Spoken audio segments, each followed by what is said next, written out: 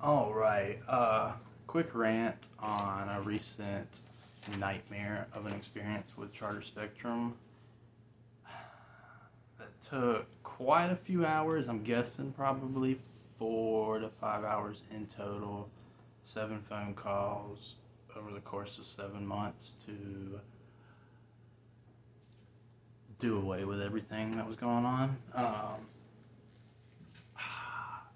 I turned to Google with questions and Reddit. So I figured this video, I can guarantee you, will help somebody. This is totally unscripted. I'm just having trouble focusing at my computer doing paperwork since I finished lunch, trying to get my brain back going. And this is something I've been wanting to share for a while. So yeah, excuse my pauses and lack of preparation. This is everything I have in my hand are notes that I took so that I would sound prepared whenever I spoke to somebody who actually mattered at Charter. If you sound uninformed, they're probably going to treat you like that. Anyways, one thing I learned from Reddit, well, I don't know this for a fact, but based on Reddit's commenters for the Spectrum thread or whatever, it appears like Charter Spectrum participates in a lot of unethical billing practices. I mean, I saw a ton of posts from people who claim to have worked there, and just, I don't know. I can't verify any of that, but I believe it.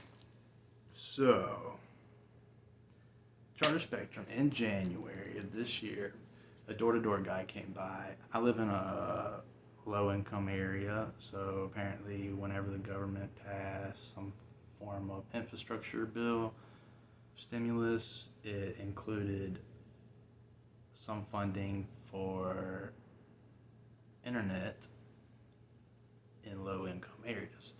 I don't remember exactly what it was, but let's say the internet is typically $50. Apparently Charter would pay, apparently that stimulus money would pay, I'm guessing $30 of that, so I'd only pay $20 for internet until the money ran out. I was with Charter 3 or 4 years ago. At the end of 12 months, they didn't want to extend my promotion deal price, so I switched to at&t. I've been totally satisfied with at&t ever since. I can't remember a single moment other than maybe 3 a.m. where my internet has ever went out. Seriously. No lag, no slow upload speeds. I'm satisfied. Could I switch back to Charter and get a promotion deal that's $10-15 cheaper? Yes. Do I want to do that? Heck no. January, a door-to-door guy came by offering this. I don't know whether I straight up told him no. I definitely didn't say yes. I should have never opened up the door in the first place, but I have a dog, 100-pound adopted lab mix, and if somebody knocks at the door, she is going berserk. So I walked out there. We talked for 5 minutes or so. He left. 2 days later, FedEx drops a box on the front porch. My dumb butt. Blame it on my ADHD.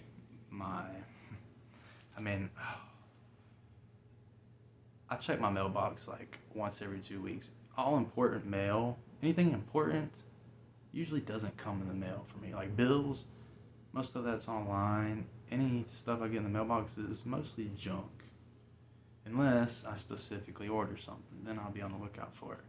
But honestly, 75% of the year I go 2-3 weeks without checking my mailbox. That just to give context as to this box. They sent a box. I never opened it. I brought it inside. I saw that it said Charter on it. I put it by the front door, or tucked it kind of behind the front door. It's out of the way. And I didn't think about it again for probably 3 weeks, honestly. Didn't touch it for 3 weeks. I never opened it. So finally, I get a bill in the mail. And I open it up, it's like $50 because I didn't activate it, so I didn't get the government deal. And yeah, I called him. I was like, what's up with this? He said to return it. So a couple more weeks go by. I don't ever go to UPS. I'm going to the Harris Teeter Pharmacy. There's UPS next to it. I take the box with me, drop it off. The dude opens it and makes sure everything's in there. And then they send it back. Okay, that's all. Let's see. What does she tell me? January 3rd is when the dude came by. I returned it, or they got it, on April 27th. I take the blame for that. That's my fault. I should have never let it go on for that long. When I got it, I should have taken it back. But think about this. If I live in a low-income area, I kind of am poor, but I'm not poor. I have a phone, I have a truck, I have a roof over my head, and central cooling and heating, although my unit's probably 23 years old, I still have it. I have a water heater that I just replaced a couple weeks ago. So I have credit card debt, hardly any savings, but I'm not poor. I'm not what you think would be poor for a low-income area. Imagine somebody in my city, or somebody like me, but they don't have a car, or they're a single mother raising 4 kids, working 3 jobs, 2 jobs, trying do you think they want to go out of their way to return a box? For me, it was just pure negligence and being dumb, not thinking about it. Anyways, back to the point. Sorry for making this so long. I try to speed this up. Over time, alright, the nitty gritty happened June 11th. But anyways, by June 11th, I owed $143.45 for something that I never used, I never hooked up, I never asked for. So this is how I look at it. How is it legal for Charter just to send me a box and start billing me for it? No agreements, nothing in writing, no phone recordings, no internet engagements. Like if you order internet service on the internet, on their website, that's clearly you're making an active effort to get it. So, what I learned from Reddit, FCC, that's where all the magic happened for me. Some dude commented and told me to go check out, he posted 2 links, www.fcc.gov/consumers/guides/consumer dash, the subtraction sign, protections dash cable dash bills.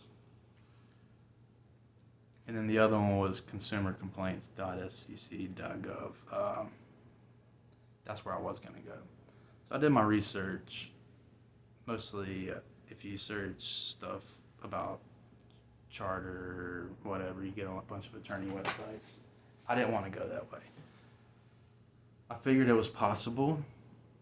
I probably could take them to small claims court and win. But I'm mostly broke. I didn't want this going on, hurting my credit score. But to be honest, unless I asked for help or for somebody to pay for it, I don't think I would have went to small claims court. So what I learned,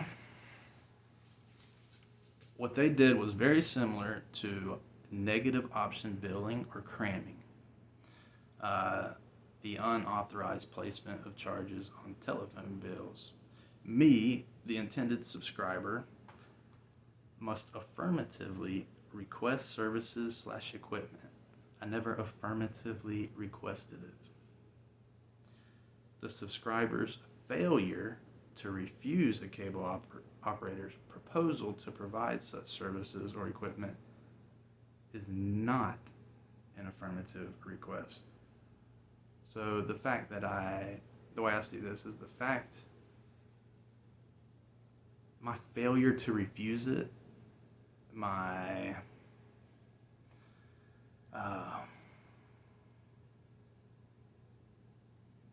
how long it took me to send back the box. Like, I didn't get the box and jump on it and say, take this back, I don't want it. I didn't immediately refuse it, return it. The one thing that saved me was I never hooked it up. I never used it, and they could see that. And they didn't have proof, because the door-to-door guy came by. He doesn't record. They never had any proof that I agreed or didn't agree to anything. So the first 4 times I called, I spoke to the first person on the phone, low level. This is where the unethical billing comes in. About the 3rd or 4th call, finally somebody spoke to his manager and said that they could and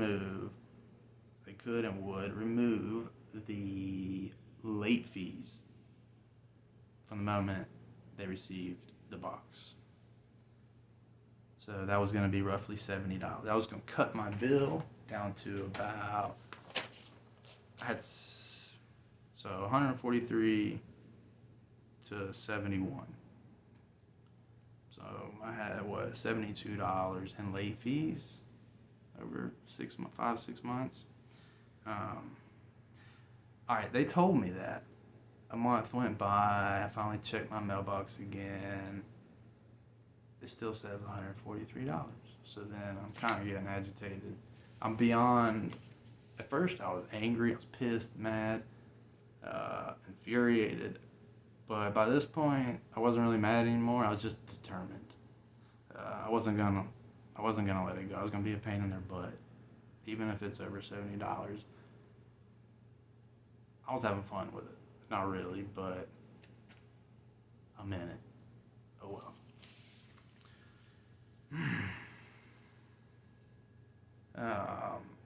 Alright.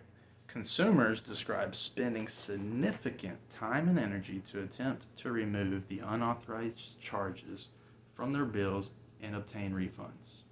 Yes, significant time and energy. 7 phone calls. The 6th phone call, where I went to 3 different levels. The first person who answered, he sent me to the leadership team manager or something, like a middle level manager. And by this point I was saying all the right keywords, I guess, like FCC, negative option billing. If this doesn't work, my first step's the FCC. If Charter refuses to do anything, then I'm going to small claims court. I guess those words,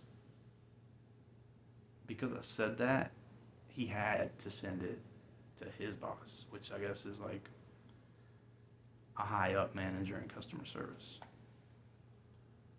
You could tell she knew what she was doing. She played the quiet game, like, you know how they say don't say too much. There was multiple times over this phone call where I would get done saying something, and then there would be like 30-45 seconds of silence. It's like she was waiting for me to just keep pouring my heart out and slip up and say something. By the 6th phone call, I finally smartened up and started recording the phone call, and I told everybody, I was like, hey, look, I haven't recorded any of the calls up until now, but because you told me that you were going to remove the late fees 2 months ago and you never did, they requested for them to be removed. It stayed, they never activated the removal of it. So it is, in their system, is said pending. So they did do it.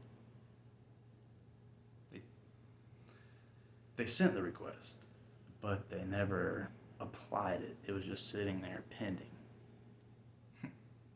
That, I believe, is the unethical part. spending significant time and energy. The last phone call was 50 effing minutes. The first ones were a lot faster, but you gotta think, I didn't call Charter. Each phone call, the first 4 phone calls, there's no way they were less than 15 minutes. Probably closer to 30, or 15 to 30. So I'm saying 4 hours in total. Plus the research that I had to do to come up with this and just learn everything. The resulting settlement of this, which happened in 2016, is cable provider. The resulting settlement included a substantial fine and binding commitments. You may file a complaint with the FCC if you feel that you have been a victim of unlawful billing practices by a cable company. Consumer protections for cable bills. It wasn't cable, it was internet. Same thing though. Probably even better for me was the fact that a government program was involved, the Affordable Connectivity Program. And the FCC has a specific subsection for that. Now I'd imagine they would be more motivated or strict when dealing with government-related programs, government funds, than just a normal everyday customer. If you want to stop keywords, if you ever get into a situation and the FCC does apply like you think it'll work, mention that you're recording the phone call, mention that the FCC says to try to work it out with them first. Hang on, my dog. So, mention that you're trying to work it out with them first, and if they're not willing to do so, then you're going to go to the FCC, file a complaint. The FCC will send something to Charter, and then Charter would have 30 days to send something to you in writing, whether they are or aren't going to do whatever you're asking for. And if they don't, then I'm not sure if you go back to the FCC or if at this point the other keyword is small claims court. If it ever got to that point, I cannot picture Charter or any representative of Charter coming to a small little courthouse in my small little county of South Carolina to oppose my argument in front of a judge. No way. Over $70 or $140 to begin with.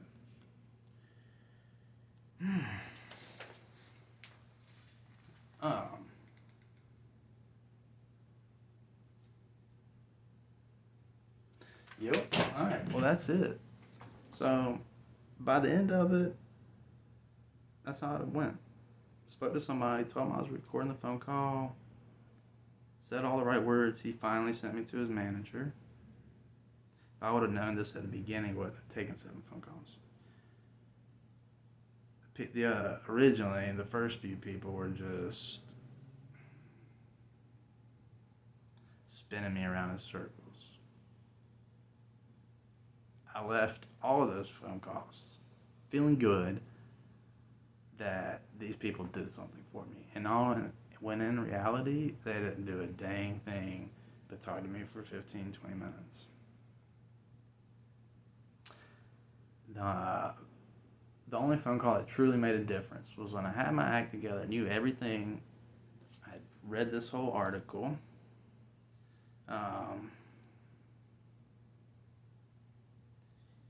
And I knew the exact steps that I needed to take if Charter wasn't going to do what I asked them to do.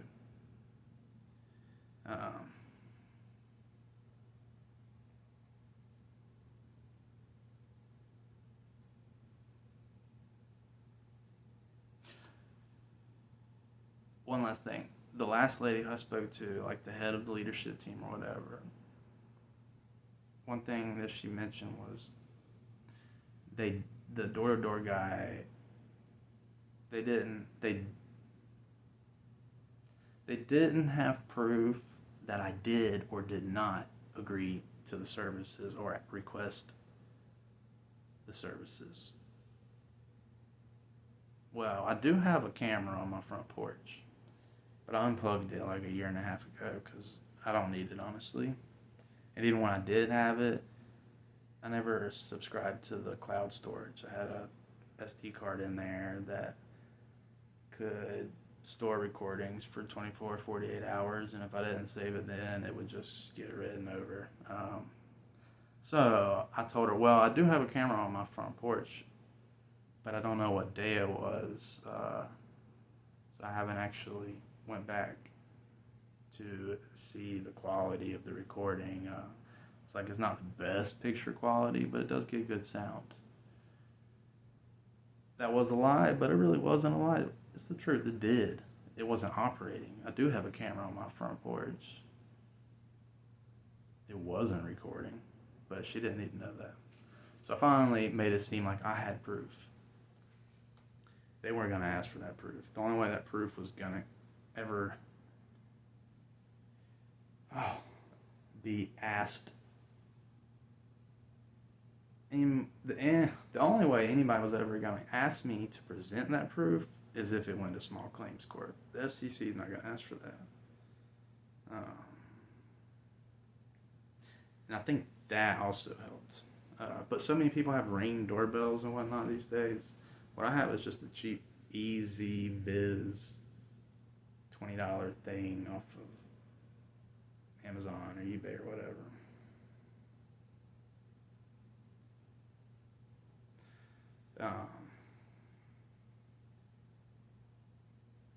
Alright, FCC action. In a 2016 case of negative option billing, some subscribers of a major cable company claimed that they were billed for service and or equipment upgrades despite specifically declining them. Others claimed they had no knowledge of unauthorized charges until they received unordered equipment in the mail, obtained notifications of unrequested account changes by email, or conducted a review of their monthly bills. Consumers described spending significant time and energy to attempt to remove unauthorized charges from their bills and obtain refunds. And the resulting settlement included a substantial fine and binding commitments by the company to make it easier for the company's consumers to get refunds and harder for unauthorized charges to be placed on the company's bills.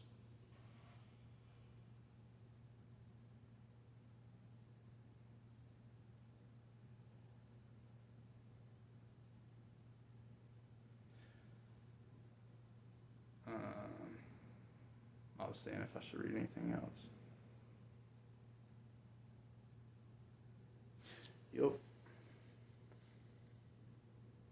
Consumer protections for cable bills. Pretty much matched word for word the situation, or at least some of them, the situation I was going for. I was in, except internet instead of cable. The same thing. It was a headache. Let's see. I just wrote down some dates while I was talking to this chick. January 3rd is when it started. I made the return on April 27th. That's the only thing that I did wrong in this whole situation, was take so freaking long to return the box. I should have jumped on it. I did. To be honest, I didn't even know where the closest UPS was. I used to do a bunch of eBay sales, and I always went to the USPS, the postal service, near downtown. I can't tell you the last time I've been to UPS. Then I wrote down June 9th, July 18th. I'm guessing those were like other phone calls. It's not like these phone calls were back to back. There was weeks in between phone calls. So, yeah. The argument led to them cutting $72 off, which wasn't enough for me. I didn't order it. I didn't use it. I didn't ask for it. I'm not going to get billed for it. I told her, I was like, look, I'm past the point of being mad. Now I'm just determined. I was like, even if it's over $60, $70, like, I'm not gonna let this go. Go to the FCC, and if I have to, I'll go to small claims court. But there's no way that it is legal. I told her there's no way that it can be legal for Charter to simply send me a box without my approval and start billing me for it. Especially if I didn't use the equipment in there. Like, I never hooked it up. They can't prove that I never opened it, because the guy at UPS did open it before he sent it back to make sure the equipment wasn't there. But that doesn't matter. They can see that I never used it, or else they would see data charges or whatever internet usages on their system.